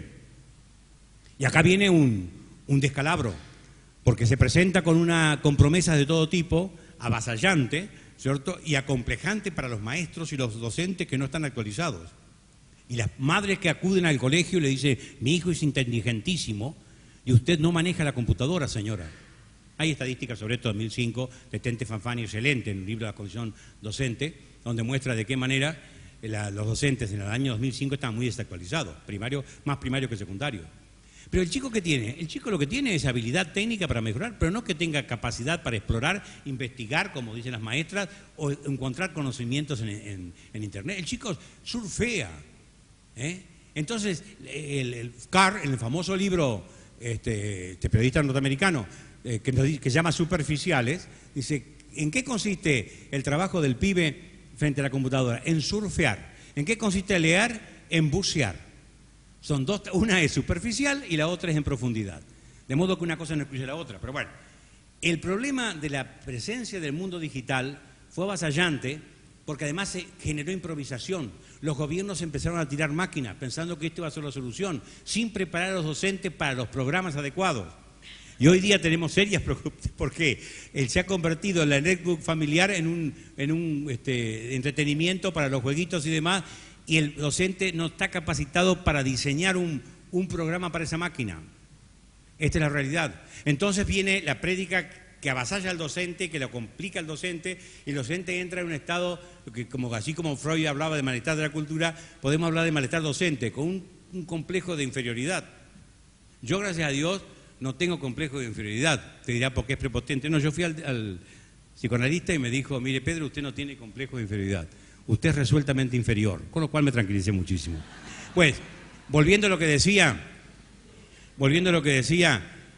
este avasallamiento de lo digital genera que toda la gente ignara, que desconoce el campo, opine.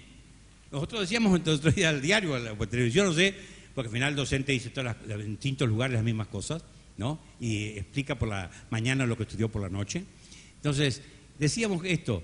Estamos en estos momentos asistiendo a una situación realmente desgraciada, donde la presión de los que no saben de qué se trata sobre los docentes. Son unos atrasados, y él dice el padre es incapaz de manejarse en la computadora casera, ni controlar al chico en lo que está haciendo.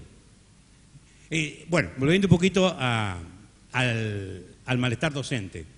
El malestar docente que se ha aquerenciado en los que tienen a su cargo las aulas, se manifiesta en un detalle de PISA, ¿cierto? Que en otras oportunidades de Alieto ha recordado y hoy no, pero que lo tuvo muy presente, que es que el último de los 65, puesto 65, lo tiene la Argentina con el clima de aula. Es el peor clima de aula de los 65 países evaluados. Es que, ¿qué es hoy la profesión docente? Una profesión de riesgo. Entra la madre a sopapea, la cuchillea por poco y acá, acuérdense eso de Nick, año 1970, el chico iba con las malas notas a la casa y los padres la coscorreaban. 2010, iba con malas notas y la coscorreaban a la maestra. Entonces, esto que ha generado una desaprensión gradual del docente por su oficio, por la mala formación que tiene, todo este desapego va haciendo toda una especie de clima, por un lado, y por otro lado, de ambiente negativo para la educación. Entonces, estas son algunas de las razones que se presentan para explicar la situación contemporánea. La muerte de la escuela, de la que hablamos hoy, es una ridiculez el título. La cultura está llena de profetas de lo que está muriendo. Han muerto las ideologías. Ve y canta de Gardel, por no decirle le go to Gardel, ¿verdad? Han muerto las utopías. Si el hombre es un animal ideológico y utópico, ¿qué van a morir? Ha muerto la historia. Fukuyama, famosa declaración. Estamos llenos de muertes anunciadas que no se producen. Claro que murió la escuela que el monje Alcuino inventó para Carlomagno. Claro que murió la escuela del siglo XVIII. Claro que murió la escuela del siglo XIX. Cada siglo va reformulando la escuela se va adaptando, acomodando, metamorfoseando. La morfosis de la escuela es lo que existe. Frente a cualquier crisis, y la escuela la padece, son tres las posibilidades de reacción. La primera, discúlpense un poco enfático para hablar, pero yo me caliento porque hablo de lo que me interesa. Entonces no tengo la posibilidad ademana de hablar distantemente de las cosas que me llegan a lo profundo. Primera actitud, la actitud retrógrada conservadora, no hay que tocar la escuela, no alimetangare, no lo toquéis, dejadla como está, imposible. El tiempo cambia, la vida fluye, Heráclito predica, etcétera. Vamos a cambiar la realidad de la escuela. Segunda, la actitud contraria, ¿no? La escuela ya no sirve más, la muerte de la escuela. Hoy día hay muchos sustitutos de la escuela y uno de los sustitutos que se plantea, nosotros lo planteamos en la Academia de Educación, frente a 3 técnicos especializados en Wikipedia, en Internet y demás, muy interesante la velada, que se transmitió porque tenemos canal de YouTube, se transmitió a todo el país. Lamento que ustedes a lo mejor no lo pudieron ver, pero valía la pena la participación de estas personas autorizadas. Entonces, lo que realmente está pasando en la propuesta es la propuesta de la famosa Academia Kant. Un señor Kant que un sobrino le dice, mirá, tío, famoso matemático, no entiendo este problema. Entonces el tío hace un video familiar para explicarle cómo es frente a un pizarrón, mirando la cámara le dice, Jorge, ¿vos entendés? Y sigue y expresa el rollo. Jorge pasa el video a todos sus amigos de la facultad. Los muchachos se entusiasmaron y empezaron a pedirle a Kant que explicara otros temas con el mismo sistema. Y ahí fue creciendo el sistema hasta 3.600 videos. En castellano, de los videos de Kant, tenemos 350 en estos momentos. Y en el país tenemos algo que es sumamente útil, que son las 400 clases que dirigió Axel Rivas, el hombre que mejor conoce políticas de educación en el país. Acaba de publicar un par de libros, realmente que vale la pena revisarlo porque se dedicó 12 años a la política educativa. Bueno, él dirigió para la Fundación Navarro Viola la selección de estas 400 clases. Si ustedes entran en www.400clases.org, van a encontrar clases divididas por los NAP, los núcleos de aprendizaje prioritarios, es decir, de matemáticas, de ciencias, de esto. Pero además, ese sitio tiene apertura a 800 clases en castellano de distinta naturaleza. Claro que es una utilidad única todo eso, pero no sustituye la escuela, porque como decíamos, la Internet no tiene sistema, es una red. La escuela tiene sistema, principio, medio y fin, proceso educativo determinado. La Internet no.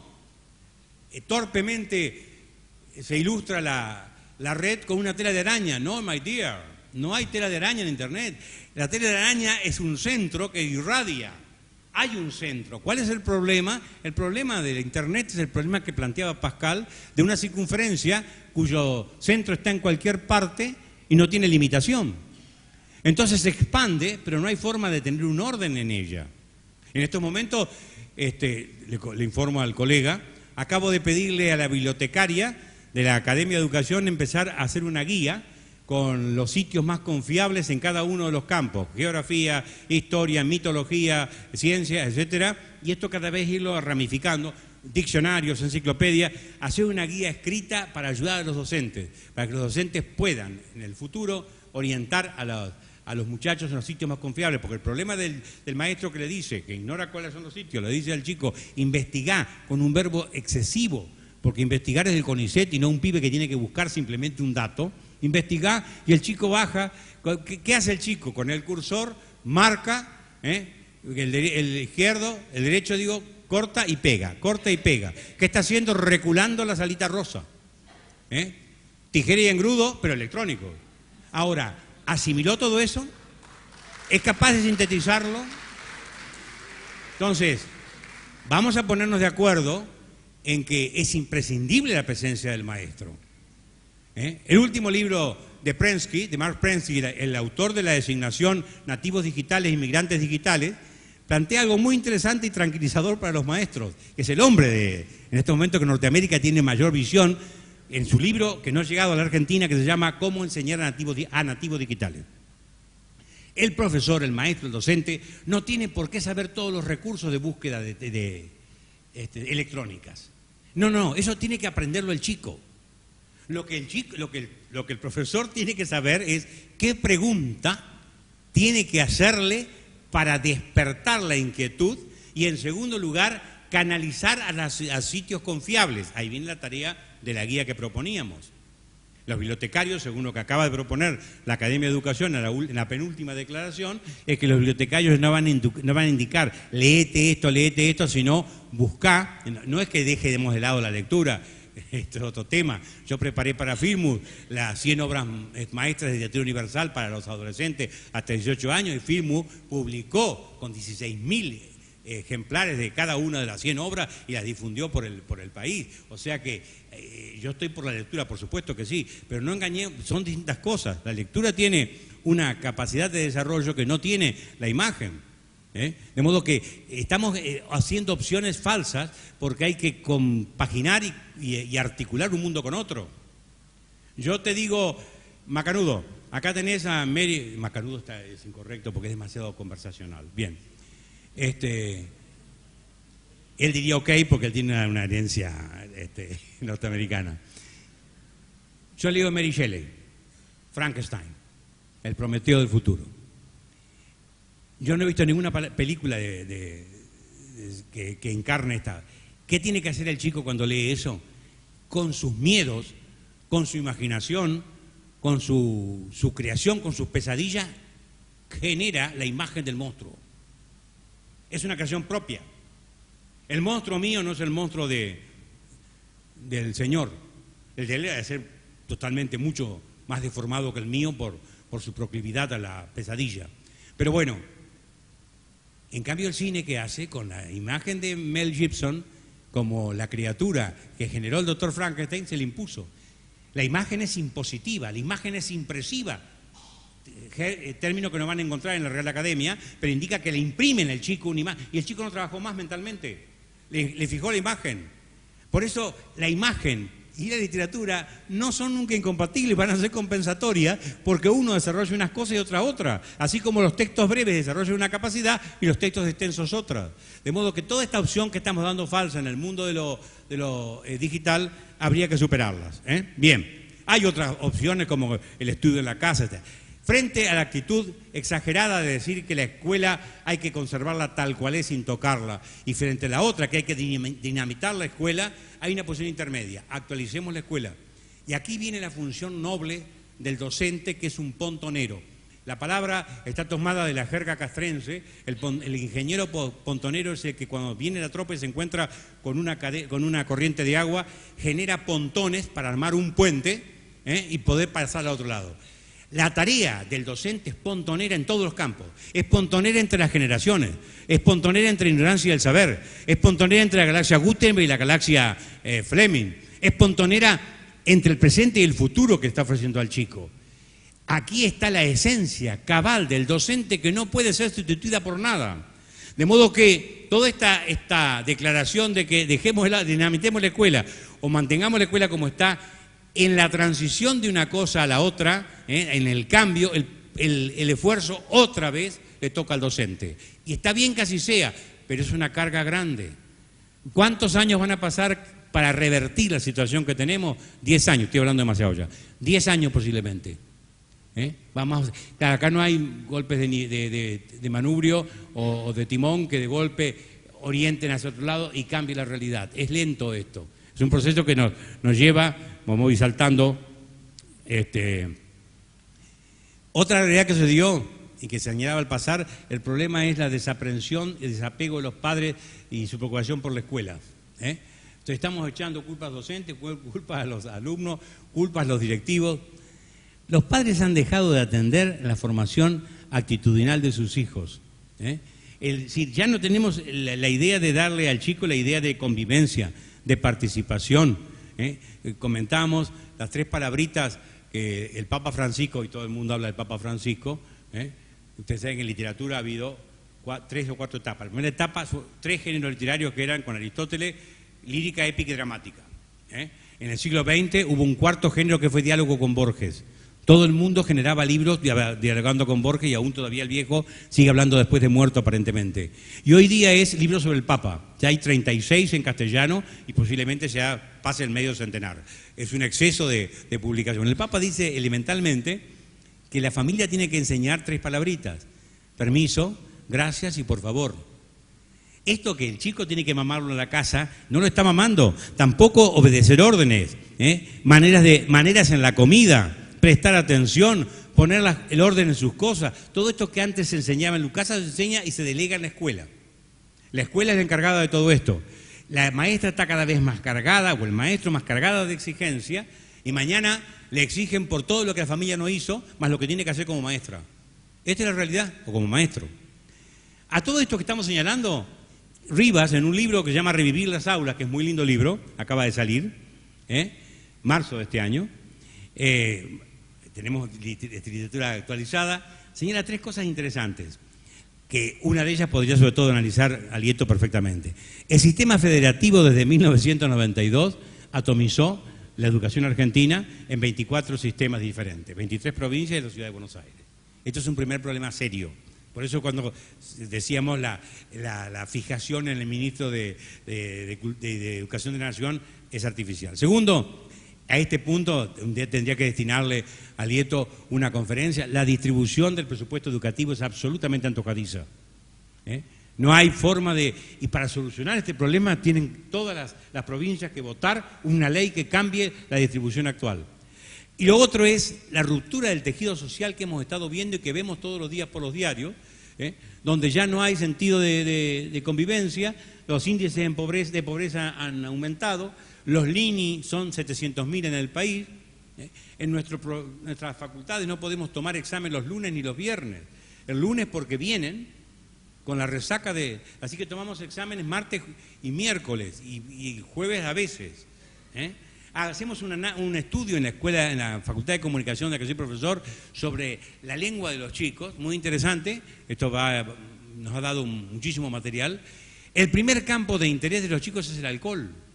No es ni la amistad, ni el amor, ni el sexo, es el alcohol. Y hemos pasado de 2003 al 2013 de un consumo de 19% en la escuela secundaria a un 52%. Entonces, todo esto, si todo esto no influye en el rendimiento escolar, en la educación, vayan sumando ustedes todas estas causas y veremos de qué manera estos lodos vienen de aquellos polvos. La solución, voy cerrando, la solución, por supuesto que no es simple, es sumamente compleja, el futuro que nos espera es incierto, como decía Davos, nadie puede conocer el futuro, a lo sumo lo que puede hacer es inventarlo. O sea, empezar a trabajar para modificar ese futuro adveniente. Pero yo diría que el problema básicamente no es un problema de formación de docentes, que lo es, de formación de directivos y de supervisores, que lo es, de estructura de la universidad en la formación de profesores, que lo es. Todos estos elementos que hemos señalado son importantes. El sueldo de los profesores lo es. Hay un problema de cultura, que es lo que abarca todo. Hemos caído en un estado donde tendríamos que establecer 3 niveles de proceso para mejorar la cosa. Una dimensión restauradora de la cultura, de la convivencia, del trabajo, del proyecto, una cultura nómica, es decir, que responda a las leyes, que respete el semáforo y respete la ley y pague los impuestos. Desde el siglo XVI, XVII, hay constancias en el país, esto todo ya muy expuesto por ensayistas, de que la tendencia argentina es anómica, ir contra la ley. Le dice el gobernador Dávila de 1650 y pico al rey: señor, es imposible con esta gente, en Buenos Aires, ¿no? Es imposible con esta gente, no cumplen ninguna disposición legal y además contrabandean y se pasan al margen de todas las disposiciones que tenemos. Eso, es decir, de casta le viene al galgo. De ahí venimos de tendencia anómica, de que el semáforo tampoco tiene que ser respetado. Otro día me decía un taxista: ¿cuáles son los colores del semáforo? Yo dialogo mucho con los taxistas y aprendo muchísimo. Tengo unas 25 anécdotas publicadas con diálogo con taxistas. Y le digo 3. Me trata de estúpido el hombre, ¿no? Tal vez porque me vio leyendo, ¿no? Entonces, me dice: ¿cómo 3? Son 4. Dígame cuáles son. El rojo, el verde y el amarillo. ¿Y el negro? ¿Qué negro? El que le limpia el parabrisas, dice. Mirá la salida del taxista. Ese taxista me contó, cuando vio que leyendo un libro de que se ve que lee, le conté que era, dice: yo llevo todos los sábados a 2 chicos que van con una bolsita a un ciber, porque en la casa no tienen PC. Yo digo PC, como ex director, presidente de la Academia de Letras, PC, no digo de otra manera. Y están toda la mañana allí, los voy a buscar a la 1 y los llevo de vuelta a la casa. ¿Y qué hacen? Hablan entre ellos con las PC, chatean con las PC. Por eso ese programa notable de revolución que hay. A los clientes los llaman, vengan señores, en este café no hay wifi. O sea, se puede hablar, uno puede hablar con otro, no tiene por qué hablar afuera. Bueno, la primera dimensión es restauradora de esto. La segunda dimensión es revolucionaria. Hay que cambiar el sistema de evaluación, como señalaba Lieto, en todos los niveles. Es donde intervengan los padres, intervengan los directivos, intervengan los ministerios, intervengan los docentes y los alumnos. El sistema hay que cambiar el sistema de estructuración de la escuela y hay que cambiar la actitud frente a la digitalización y su aplicación en la escuela. Tenemos una restauración y una revolución. ¿Y al medio quién está? Otra vez los pontoneros. Una actitud de mediación que tienen que realizar los docentes y no nos queda otra.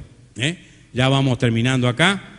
Lo que está faltándonos en estos momentos como gravedad es realismo pedagógico. Las universidades han desarrollado demasiados planos teóricos y, como dijimos, poca práctica. Y el egresado de ellas no tiene sentido de la realidad. Cuando choca con la realidad se deshace. Y el muchacho, el joven docente no sabe qué hacer frente a 40 monos que no tienen disciplina, que no lo respetan, etcétera, etcétera. De modo entonces que seguimos nosotros insistiendo en aquello que decía Einstein. ¿Qué es la locura? La locura es el esperar resultados nuevos insistiendo en los mismos procedimientos. No vamos a tener, hay que cambiar todo, o desde la base casi todo. De modo entonces que la jornada ampliada, como habló Lieto y me eximo de hablar, y otra serie de cuestiones más, voy salteando mucha cosa, la planificación escuela por escuela, la red de escuelas que las grandes entidades nórdicas han planteado, red de escuelas, por eso es anormal el decir que no tenés por qué saber lo que yo tengo como resultado de diagnóstico en mi escuela. ¿Cómo voy a mejorar si no sé qué tipo de afección cancerígena tengo? Es elemental, pero no para hundirte, sino para recuperarte. La terapéutica viene a partir del diagnóstico. Pero además, establecer contacto con la red de la escuela del mismo barrio a ver si vos tenés el mismo problema y empezar a intercambiar. La red de escuelas es un proyecto que nos está exigiendo cada vez más. Y toda la revolución del secundario se basa en lo que propone en última instancia Howard Gardner en su último libro, Las 5 mentes del futuro. Dice Howard Gardner: la mente disciplinada, la mente ética, la mente respetuosa, la creativa y la sintética. Si usted desarrolla estas 5 mentes en el muchacho hasta los 18 años, es un ciudadano del futuro. La educación es la que asegura el aterrizaje en el futuro. El tren de aterrizaje en las máquinas que van a la luna es el que lleva mayor cantidad de peritos, porque tiene que bajar con lentitud para no producir cimbronazos o quiebros. Y el proceso que empieza hoy, o que debería empezar hoy, de modificación de la educación, es preparar el tren de aterrizaje. Por eso, como decía un autor francés, notable maestro francés, que acaba de traer el Ministerio de Educación, lamentablemente no nos comunicaron para invitarlo a la academia, ¿cierto?, que es Philippe Mérieux, dice: los docentes no tienen porvenir.